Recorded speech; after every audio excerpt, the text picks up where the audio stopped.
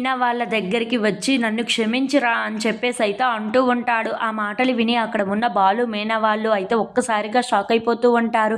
ఇంతలో అక్కడ ఉన్న రాజేష్ మాత్రం అందరి ముందు గొప్పలకు పోవాలని చెప్పి నేను ఎంత ఆర్భాటం చేసి అప్పు చేసి మరీ చేశాను, కానీ వాళ్ళందరూ కలిసి నన్ను తాగించి ఇలాగా అందరూ వాళ్ళు కూడా తాగేసి తినేసి నన్ను అనరాని మాటలు అన్నీ అన్నారు.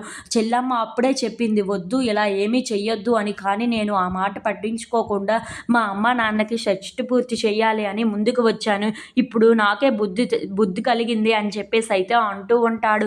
ఆ మాటలు విని అక్కడ ఉన్న బాలు మీనా వాళ్ళు అయితే రాజేష్ వైపు అలా చూస్తూ ఉండిపోతారు. ఇంతలో అక్కడ ఉన్న రాజేష్ మాత్రం ఇదిగోరా ఫంక్షన్కి వచ్చిన చెల్లింపులకి వచ్చిన డబ్బులు అన్నీ ఇగో ఇక్కడే పెడుతున్నాను, ఇది ఎంత ఉందో కూడా నాకు తెలియదు, నువ్వే తీసుకో అని చెప్పేసి అయితే అక్కడ ఒక సంచితో అయితే డబ్బుని పెట్టేస్తూ ఉంటాడు. అది చూసి అక్కడ ఉన్న మీనా బాలు వాళ్ళు అయితే రాజేష్ వైపు అలా చూస్తూ ఉండిపోతారు.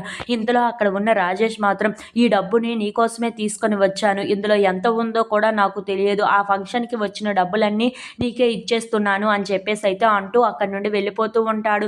ఇంతలో అక్కడ ఉన్న బాలు మీనా దగ్గరికి వచ్చి చూసావా ఒక ఫ్రెండ్కి హెల్ప్ చేస్తాను అంటే నువ్వు ఎంత కసురుకున్నావో, ఇప్పుడు ఏం జరిగిందో అని చెప్పేసి అయితే అంటూ ఉంటాడు. ఆ మాటలు విని అక్కడ ఉన్న మీనా అయితే మీరు డిగ్రీల మీద డిగ్రీలు చదువు ఉంటే పైకి ఎంతో పైకి వెళ్ళేవారు, కానీ మీకు అది లేకే కదా ఇలా ఉండిపోయారు అని చెప్పేసి అయితే బాలుని కసురుకుంటూ ఉంటుంది. ఆ మాటలు విని అక్కడ ఉన్న బాలు అయితే అర్థం కాక అలా మౌనంగా అయితే మీనా వైపు చూస్తూ ఉండిపోతాడు.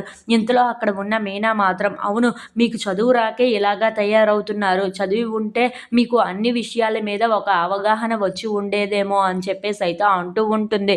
ఆ మాటలు విని అక్కడ ఉన్న మీనా వైపు అయితే బాలు అలా చూస్తూ ఉండిపోతాడు. ఇంతలో అక్కడ ఉన్న మీనా అయితే చాలా కోపంగా బాలుని కసురుకుంటూ అక్కడి నుండి వెళ్ళిపోతూ ఉంటుంది.